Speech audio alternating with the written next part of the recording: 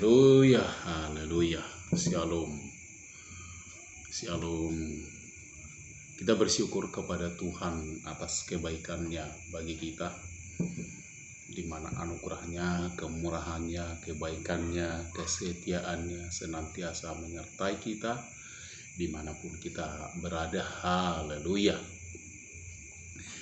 Bapak, Ibu, Saudara, saya mengajak kita merenungkan firman Tuhan. Bagaimana orang bertanya-tanya tentang ketuhanan Yesus, keraguan-raguan orang tentang ketuhanan Yesus, dan orang berkata Yesus itu adalah benar-benar manusia dan dia bukan Tuhan, dia hanya nabi. Tetapi saya mengajak kita merenungkan beberapa firman Tuhan dalam kesempatan ini agar kita semakin mengerti siapakah dia, Yesus itu sebenarnya. Dia sungguh cukup berbeda dengan manusia di bumi ini, atau nabi-nabi yang disebut orang lain juga nabi, ataupun ya seorang guru yang luar biasa. Itulah sebabnya saya mengajak kita untuk membaca beberapa firman Tuhan supaya kita melihat bukti-bukti autentik bagaimana sebenarnya keberadaan daripada Yesus itu sendiri. Bapak, Ibu, Saudara, kalau masih banyak orang bertanya tentang ketuhanan Yesus, atau jika masih banyak orang ragu-ragu apapun agamanya, saya menjelaskan bahwa Alkitab ini tidak bisa dibatalkan. Apa yang tertulis di sini tidak bisa diubah, tidak bisa dibatalkan. Walaupun kita baca secara letterlek, hurufiah, tapi yang ada tertulis di situ tidak bisa dibatalkan. Bapak, Ibu, ini tidak perlu ditafsir-tafsirkan dengan otak yang luar biasa, dengan tafsiran-tafsiran yang lain. Otak kita nggak sanggup menafsir-nafsirkan ini, karena ini bukan perkataan manusia, tapi perkataan Tuhan yang diwahyukan, diilhamkan kepada nabi-nabi, kepada rasul-rasul, dan mereka mau menulis, ada yang menulis zaman dulu bukan di kertas tapi di batu-batu, di perkamen-perkamen, sehingga bisa tahan lama. Dan itu sudah dibuktikan dengan ahli-ahli purbakala yang menggali, sehingga banyak bukti yang didapat dan disatukanlah dalam kitab ini. Kalau orang Indonesia berkata Alkitab. Jadi Bapak, Ibu yang sekekasih, jika ada orang meragukan, untuk itulah kita sama-sama saling membantu, saling memberi, saling menolong. Karena hingga sampai saat ini lebih banyak orang yang ragu akan ketuhanan Yesus daripada keyakinan sungguh-sungguh. Kesempatan yang indah ini, hal ini mungkin sangat jarang dibaca atau dikhotbahkan oleh para pengkhotbah, para pengajar, para pendeta. Di dalam kitab Matius 1 ayat 1 sampai yang 17 itu berbicara tentang silsilah Yesus Kristus. Inilah silsilah Yesus Kristus.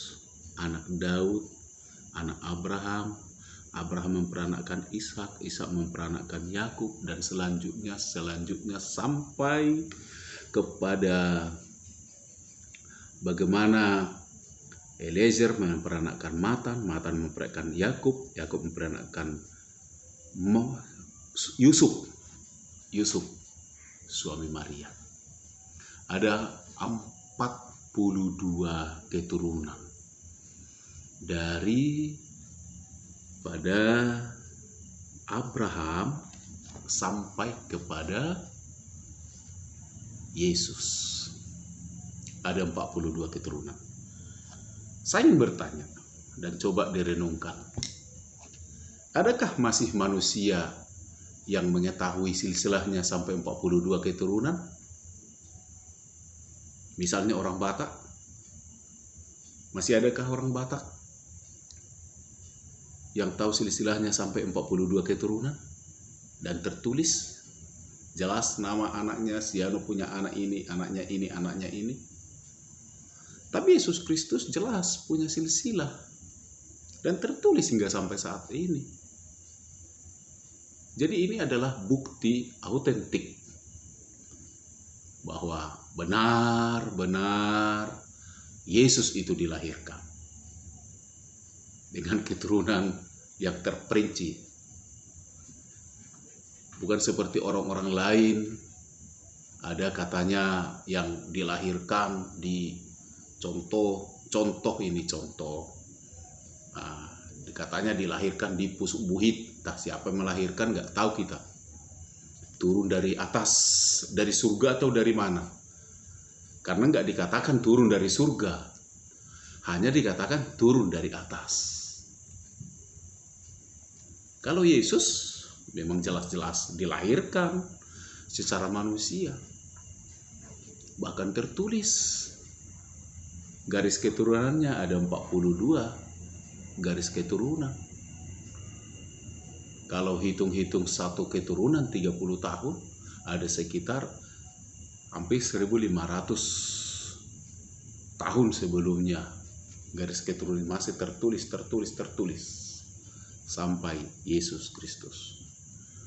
Bapak Ibu, pernahkah merenungkan hal ini?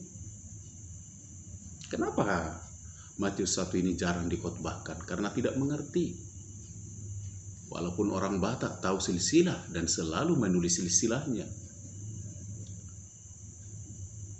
tetapi ini memberikan bukti autentik kepada kita bahwa Yesus dilahirkan dari keturunan yang jelas sampai Yesus lahir.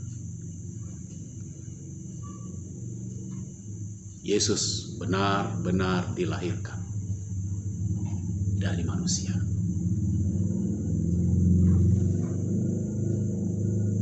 Itulah buktinya. Yesus adalah ahli waris secara garis keturunan.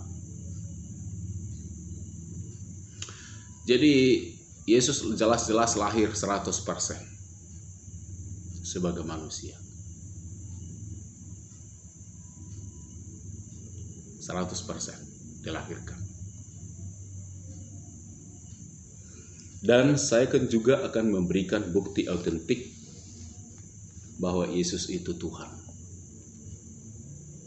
Kalaupun ada orang berkata Yesus itu bukan Tuhan, Nabi, oke, baik. Kita terima pemikiran saudara. Dikatakan di dalam Matius 1 ayat 18 bahwa Maria saat itu belum menikah, masih bertunangan dengan Yusuf, belum berumah tangga. Lalu benih siapa yang ada dalam kandungan daripada Maria? Matius 1 ayat 18 dikatakan adalah Roh Kudus. Roh Kudus. Jadi Maria itu benar-benar belum menikah, tapi dia sedang mengandung. Firman Tuhan katakan di dalam Matius 1 ayat 18, dikatakan demikian. Kelahiran Yesus Kristus adalah seperti berikut. Pada waktu Maria ibunya bertunangan dengan Yusuf, ternyata ia mengandung dari Roh Kudus sebelum mereka hidup sebagai suami istri.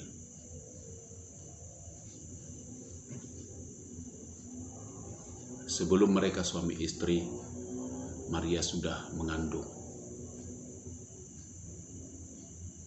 Apakah ada manusia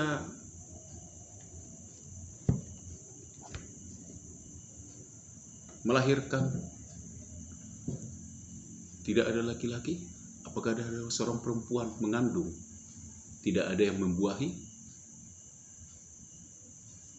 Itu tidak mungkin. Logika manusia sendiri sangat jelas, tidak bisa menerima hal itu. Lalu manusia bisakah menerima kandungan Maria yang dikandung oleh Roh Kudus? Juga tidak bisa. Karena itu di luar nalar oleh manusia, di luar pikiran manusia. Memang gak masuk akal. Firman Tuhan itu gak masuk akal memang. Itu sebabnya banyak orang ragu-ragu. Jika saya hubungkan sedikit, Pastor Andi berdoa dalam nama Yesus Kristus sendiri pun orang sembuh. Banyak orang ragu.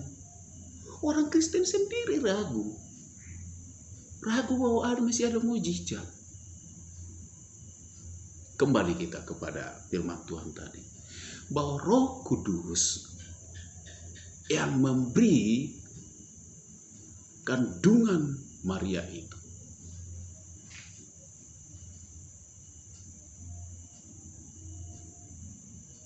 Selanjutnya bukti autentik bahwa Yesus adalah Tuhan. Bahwa Yesus adalah Tuhan. Matius 1 ayat 21. Kalau ada anak orang lahir, siapa yang memberikan? Namanya ayah atau ibunya, atau kakek atau neneknya, atau pamannya. Tapi dalam Matius 1 ayat 21 dikatakan, siapa yang memberikan namanya? Ia akan melahirkan anak laki-laki dan engkau akan menamakan dia Yesus. Namanya jelas diberikan. Karena dialah yang akan menyelamatkan umatnya dari dosa mereka. Jadi namanya itu jelas pesan langsung dari surga melalui malaikat yang membawa berita kepada Maria. Bahkan berita itu juga dilanjutkan nanti kepada Yusuf. Berita itu juga akan dilanjutkan kepada gembala-gembala. Semakin jelas bukan? Bahwa Yesus itu adalah Tuhan. Namanya bukan yang dibuat-buat manusia. Bahkan nama itu nama yang kudus, nama yang berkuasa hingga sampai saat ini. Jika nama Yesus disebut, kuasa-kuasa kegelapan gemetar. Baik Bapak Ibu, kita lanjutkan. Apa arti Yesus itu? Apa arti Yesus itu? Kita masih seputar dalam nama. Apa arti Yesus itu? Kenapa nama itu diberikan? Malaikat itu berkata, yang artinya Immanuel, Tuhan beserta kita. Tuhan hadir di tengah-tengah kita. Menjelma sebagai manusia. Makanya saya katakan tadi, Yesus itu benar-benar 100% manusia. Dilahirkan oleh Maria. Dan punya silsilah 42 keturunan. Jelas.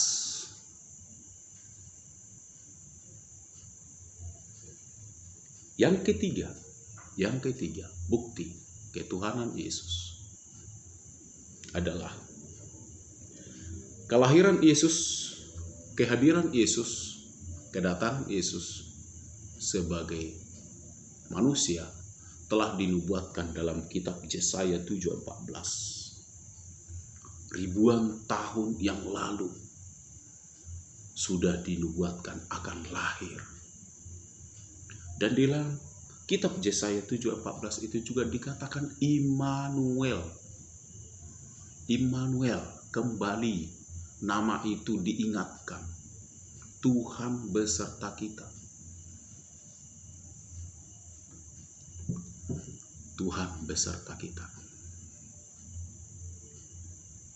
Dan bukti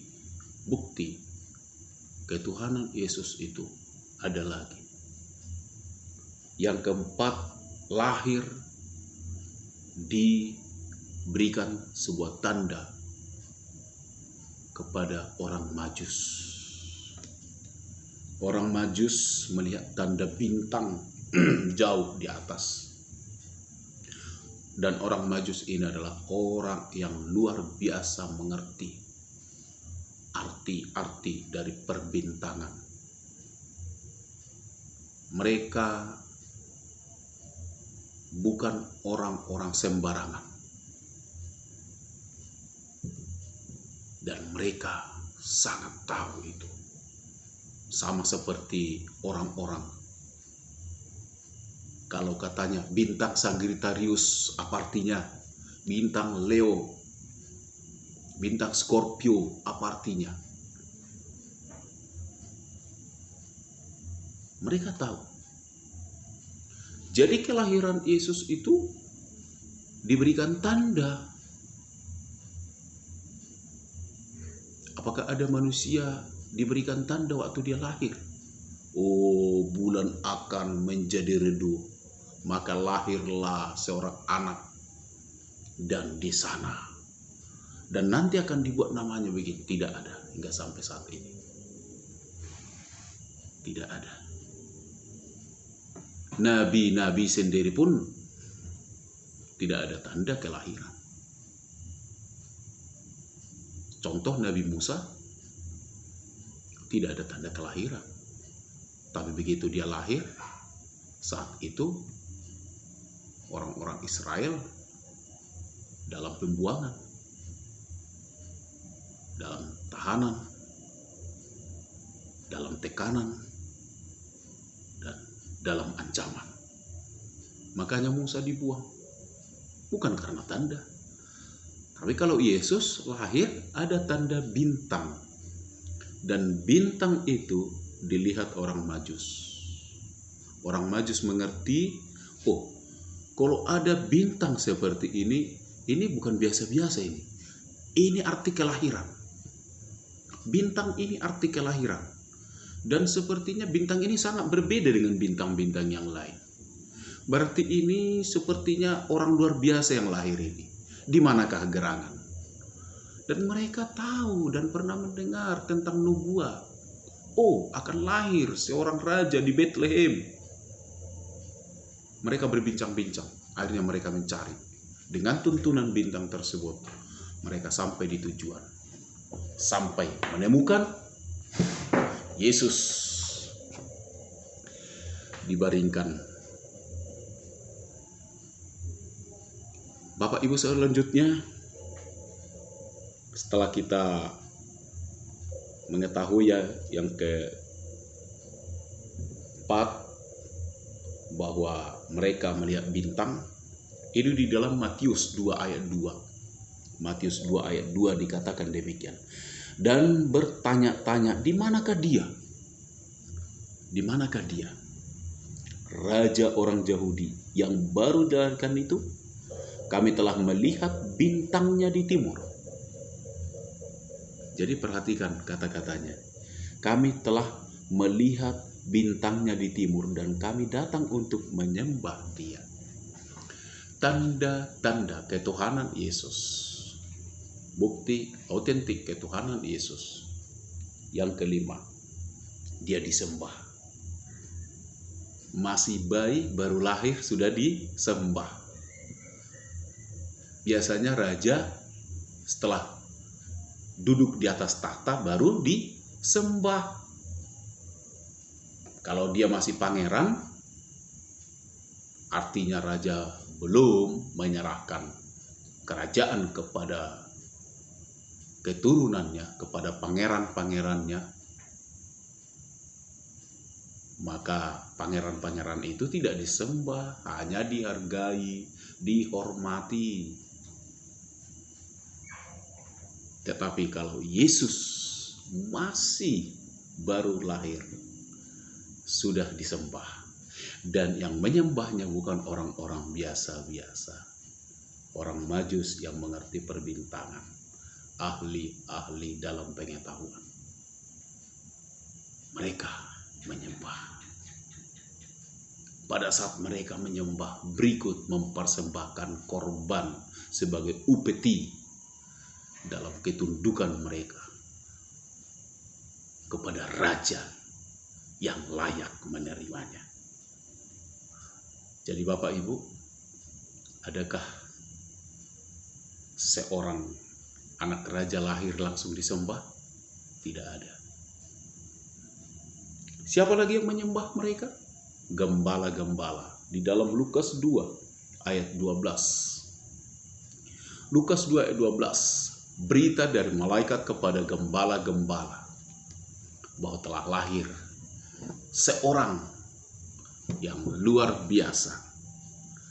Seorang yang luar biasa itu dikatakan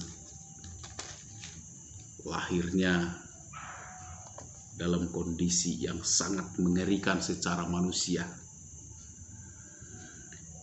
Dikatakan di dalam ayat 12, saya bacakan firman Tuhan. Dan inilah tandanya bagimu.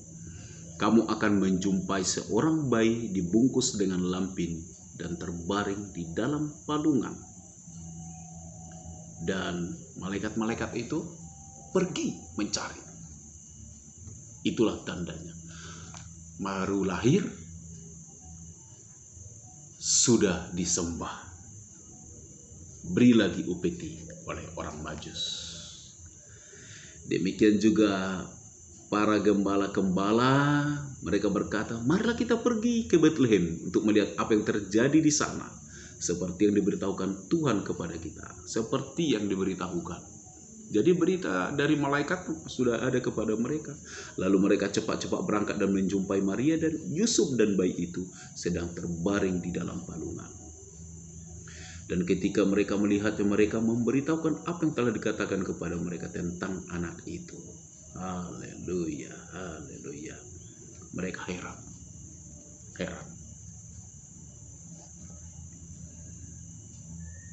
Jadi Bapak Ibu, sejak bayi pun, sejak kecil pun Yesus sudah disembah. Mana ada nabi yang disembah? Mana ada kepada nabi diberikan upeti? Mana ada nabi disebut raja?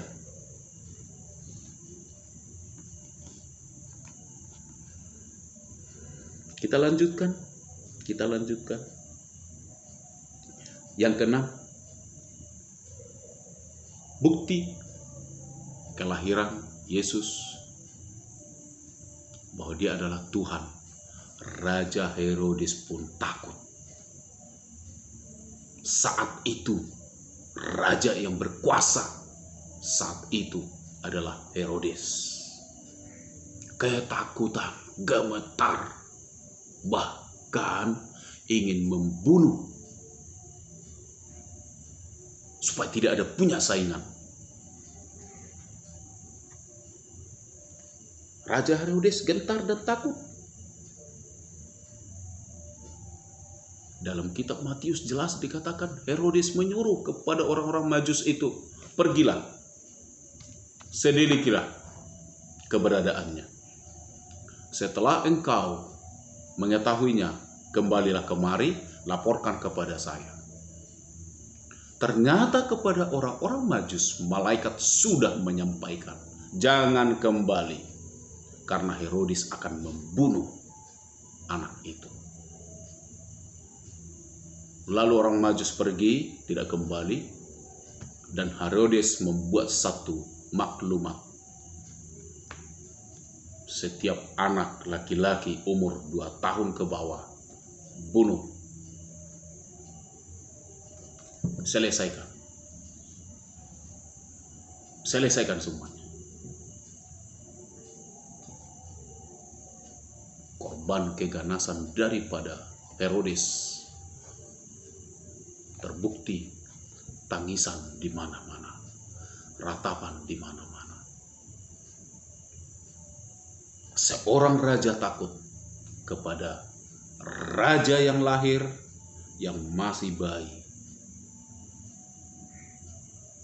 Seorang raja lahir masih bayi, tapi raja yang berkuasa saat itu ketakutan dan gemetar. Itulah bukti ketuhanan Yesus. Bahwa Yesus adalah benar-benar Tuhan, Raja yang berkuasa. Berikutnya lagi, yang ketujuh. Bapak, Ibu, Saudara yang kekasih, di dalam kitab ini, mulai dari Matius, Lukas, Markus, Lukas, Yohanes, ada jelas banyak tertulis mujizat demi mujizat yang dilakukan oleh Yesus pada saat dia di bumi sebagai manusia.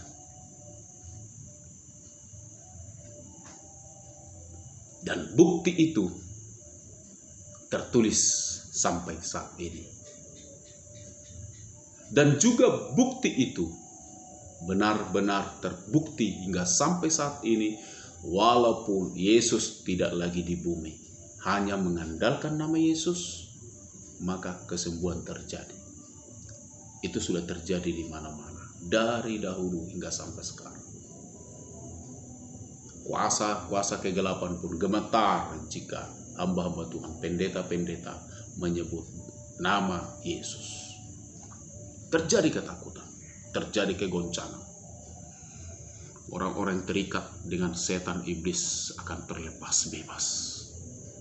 Jadi ketuhanan Yesus itu terbukti dari mujizat-mujizat yang dilakukan. Bagaimana di pesta kawin di Kana, air menjadi anggur.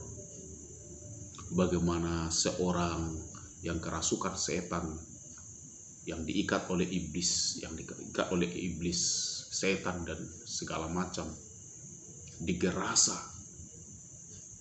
yang dikatakan kami legion, ribuan. Yesus menghardiknya dan membebaskannya. Bagaimana juga Lazarus yang telah bau, yang sudah dikubur, sudah 4 hari terbaring dan sudah dikubur dalam kuburan. Dan kita tahu di dalam Alkitab ditulis Lazarus itu bukan keturunan orang kaya, tapi keturunan orang miskin. Dan zaman itu kalau keturunan orang kaya bisa dikasih balsam atau dikasih rempah-rempah untuk mengawetkan tubuhnya. Tetapi Lazarus adalah orang miskin, tidak sanggup membeli rempah-rempah untuk menjadikan dia supaya dia awet. Tapi begitu meninggal, keluarganya berduka, lalu dia dikuburkan. Yesus hadir sudah 4 hari. Lalu firman Tuhan menuliskan, Yesus bertanya, Maria, di mana engkau kuburkan dia? Di sana, Guru. Lalu Yesus memanggil. Adakah Nabi gak sampai saat ini melakukan seperti yang Yesus lakukan? Lazarus, keluarlah. Jelas. Masihkah saudara ragu lagi akan ketuhanan Yesus? Buktikan. Tantang dia. Benarkah engkau Tuhan? Katakan. Berperkara kepada dia. Jadi mujizat-mujizat sudah dilakukan. Dan itu membuktikan bahwa Yesus Tuhan. Haleluya.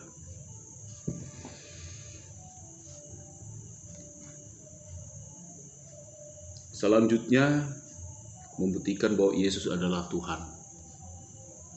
Dia bangkit dari kubur. Dia hanya 3 hari di dalam maut, di dalam kematian. Dan itu sudah disampaikan jauh sebelumnya. Kepada orang Yahudi, pada ahli-ahli Taurat, orang-orang Farisi sudah disampaikan. Engkau membangun gedung-gedung itu 40 tahun. Tapi memang Yesus sering berbicara dengan perumpamaan sehingga orang tidak mengerti. Aku akan bangun dalam 3 hari, katanya. Maka ahli-ahli Taurat bingung. Orang-orang terdahulu yang membangun ini 40 tahun. Bagaimana engkau bisa meruntuhkannya dan membangun kembali dalam 3 hari? Padahal Yesus berbicara tentang dirinya. 3 hari nanti akan bangun, akan bangkit. Dalam Matius 28 ayat 6. Jelas, Yesus bangkit. Matius 28 ayat 6. Ia tidak ada di sini, sebab ia telah bangkit, sama seperti yang telah dikatakannya. Mari, lihatlah tempat ia berbaring, sudah kosong. Saat itu murid-murid pergi, karena sudah ada berita mereka dengar.